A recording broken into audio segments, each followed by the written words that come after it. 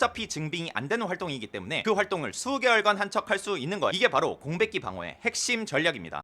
네, 유튜브에 공백기 대처법이 없나 싶어서 제가 검색을 해보니까 뭐 공백기에서 배운 점을 직무 역량으로 연결시켜라 뭐 이딴 개소리만 있고 속 시원한 답이 없더라고요. 그 사람들은 답을 평가해본 적은 있어도 만들어본 적은 없기 때문에 솔루션을 구체적으로 주지 못하는 겁니다. 공백기가 가장 어려운 결정적인 이유가 뭡니까? 우리가 취업 준비 그 자체를 했기 때문이에요. 3월부터 서류, 필기, 면접 준비했어요. 근데 6월에 탈락했대요. 하반기에 지원한다 치면 이제 상반기 전체가 공백기가 된 거예요. 여기서 배운 게 뭐가 있겠습니까? 저는 4년간 답변을 만들어봤던 사람으로서 면접 답변을 만드는 현실적인 전략을 알려드리겠습니다. 먼저 공백기 답변이 어떻게 구성돼야 하는지 설계를 해봅시다. 가장 이상적인 건요, 저는 공백기 때 이걸 했고요, 저걸 했고요, 이것도 했습니다. 성장할 수 있는 값진 시간이었습니다 라고 하면 퍼펙트하겠죠. 다시 말해서 뭐든 간에 꽉 차 보이게 나열형으로 답변을 하는 것이 이상적입니다. 즉 우리에게 필요한 건 회사를 위해 준비해왔다고 할 만한 활동 리스트들을 만들고 그 중에서 내가 쓸 수 있는 것들을 답변에 넣어서 꽉 차게 제시하는 것이죠. 다시 말해서 공백기 공략은 사실상 입사를 하기 위해 무엇을 준비해 오셨나요? 라는 질문과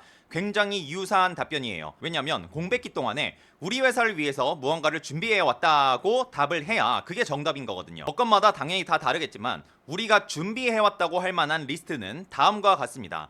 첫 번째는 증빙이 되는 케이스로 교육, 자격증 등이 있어요. 두 번째로는 증빙이 안 되는 케이스로 기업 분석 활동, 스터디, 아르바이트, 공모전 등이 있습니다. 이 증빙이 안 되는 케이스에 대한 특징이 뭐냐면 우리가 실제로 열심히 안 했어도 열심히 한 척 할 수 있다는 거예요. 이 영상을 보는 많은 분들은 이미 교육 자격증을 따기엔 너무 늦어버렸고 이미 면접 시즌을 앞두고 계신 분들이 많으실 텐데 그런 분들은 후자인 증빙이 안 되는 케이스들을 사용해서 증빙은 안 되지만 저는 이런 것들을 하고 있었어요 라고 대답하면 된다는 겁니다. 첫 번째로 관련 스터디를 했다고 할 수 있겠죠. 하버드 비즈니스 리뷰를 그룹에서 보면서 마케팅 케이스들을 함께 스터디했습니다. 두 번째로 아르바이트 등을 하면서 나름 사회 경험을 했고 거기서 얻은 부분을 여기서 써먹겠다라고 할 수도 있고요. 다만 공기업은 알바도 증빙을 요구하기 때문에 공기업에선 써먹기 어려울 수 있습니다. 세 번째로 수상 내역은 없지만 어려운 해커톤이나 공모전에 다수 참여를 해보면서 실력을 쌓았다고 할 수도 있고요. 네 번째도 중요한데 기업 분석 활동의 일환으로서 지속적으로 해당 회사의 어플리케이션을 모니터링하고 프로모션들이 어떻게 변화하는지를 경쟁사와 비교하면서 지속적으로 확인했습니다 라고 할 수도 있을 것입니다. 혹은 해당 기업의 기술과 관련된 박람회 등을 참여하면서 관련 동향을 살폈다고 할 수도 있는 것이죠. 아니면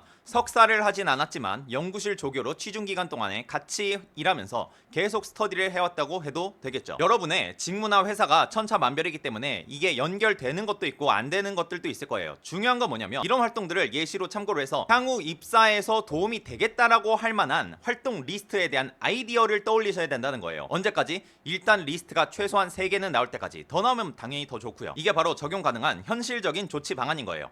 그럼 답변이 다음과 같이 만들어집니다. 네, 저는 해당 기간 동안 취준에 실패했지만 다음과 같은 것들을 준비해왔습니다. 첫 번째로 하버드 비즈니스 리뷰 기반 스터디를 했고, 둘째로 관련 해커톤에 3차례 참여했고, 세 번째로 관련 기술 박람회도 많이 돌아봤어요 라고 이런 식으로 답변을 풍성하게 짤 수 있는 거예요. 뒤에 문장만 몇 개 더 붙여주면 되겠죠. 구체적으로 여기서 하버드 비즈니스 리뷰를 여러분들이 실제로 수개월간 봤어야 하나요? 그렇지 않다는 거예요. 좀 깔짝 해놓고 반년간 봤다고 해도 된다는 겁니다. 이와 관련해서 다른 유명 인사인 유튜버 이윤규 변호사님이나 수능 이지영 선생님의 독서법을 언급하고 싶은데요. 이지영 선생님께서 책을 집어들면 대충 스르륵 보면서 가장 눈에 띄는 거 한 줄만 기억해 두신대요. 그리고 누가 이 책을 봤냐고 물어본다면 그 한 줄을 언급하면서 읽어봤다고 얘기한다는 겁니다. 이 방식이 제가 추구하는 방식과 완전히 일치하고 저도 그렇게 해왔었어요. 어차피 면접 시간은 짧기 때문에 내가 그 책에 한 줄만 언급을 해도 전체를 읽은 척 할 수 있다는 거예요.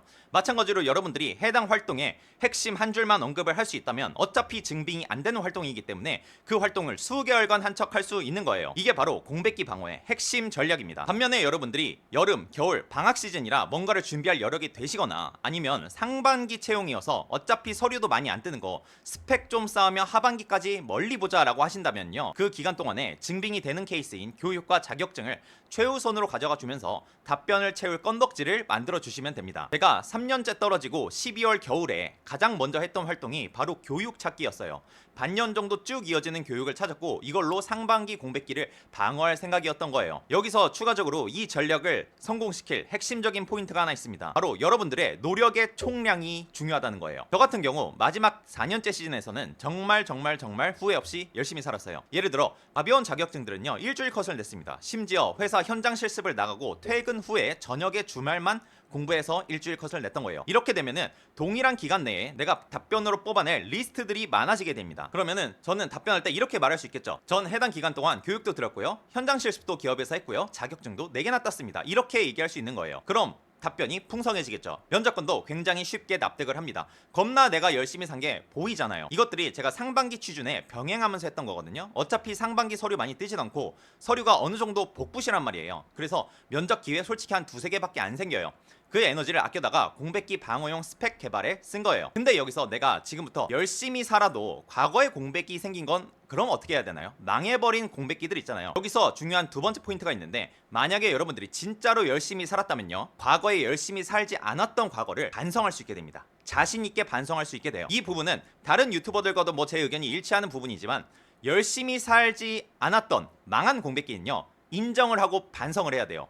근데 반성이 절대로 우리 입에서 떨어지지가 않아요. 언제까지 안 떨어지냐? 내가 진짜로 그걸 반성하고 열심히 살기 전까지는 절대로 우리 머리에서 반성이란 논리 회로가 작동이 되지 않습니다. 그래서 떳떳하지 못해요. 근데 면접이잖아요. 반성하는 척을 해야 합니다. 반성하지 않았다면 여전히 자격지심 때문에 이렇게 반성하는 방향으로 말해도 되나가 너무 헷갈리실 거예요. 근데 무조건 먹힙니다. 그래서 그때의 공백기를 저는 지금은 반성을 했고요, 최근에는 정말 열심히 살았습니다 라고 말하는 방향이 공백기의 유일한 해답인 거예요. 망해버린 공백기의 유일한 해답입니다. 이거 외에는 방법이 없어요. 망해버린 공백기를 언급하고 그 부분에 대해서 후회와 반성하고 최근에는 정말 열심히 살았다 라고 말한다면 면접관이 그 이상 뭐 듣고 싶은 말은 없어요. 지금 열심히 사는 사람이라면 된다는 거예요. 망해버린 공백기가 나의 터닝 포인트였음을 언급하는 게 유일한 해답이라는 거예요. 자, 그러면 총정리를 해보겠습니다. 공백기 방어 답변은 다음과 같이 전개가 되게 됩니다. 망해버린 공백기가 있고요, 저는 거기에 대해서 반성을 하고 터닝 포인트로 삼았습니다. 최근에는 엄청나게 열심히 살았습니다. 그래서 내가 해온 활동 리스트들 첫 번째, 두 번째, 세 번째, 네 번째 이렇게 있으면은 쭈르륵 언급을 해주는 거예요. 증빙이 있으면 최고고 증빙이 없어도 제가 적당하게 부풀리는 법들을 말씀드렸습니다. 그러면은 이제 끝나게 되는 것이죠. 여기까지 들어보셨으면 알겠지만 시중에 어떤 유튜버나 컨설턴트들도 이렇게 디테일한 솔루션을 말해주지 못해요. 이 결정적인 차이는 제가 2020년도 비교적 최근에 입사한 사람이면서 4년간 수많은 실패를 했기 때문에 노하우가 많이 쌓였다는 것이고, 이것들을 다 실전에 적용을 해보면서 제가 직접 검증을 다 해봤어요. 그리고 결국엔 탑티어 기업에 갑자기 입사를 하게 된 것이죠, 마지막 시즌에. 그래서 답변을 준비하는 사람 입장에서 전략을 알려드리니까 이게 차이가 나는 거예요. 면접관 출신들도요, 막상 자기가 답변을 듣고 평가하는 거는 쉬워요. 와, 이 답변은 진짜 별로다. 근데 그건 여러분들도 할 수 있어요. 근데 불리한 스펙을 주고서 답변을 직접 만들어 보라고 하면은 못해요. 평가하는 거랑 본인이 직접 만드는 건 차원이 다른 문제이기 때문입니다.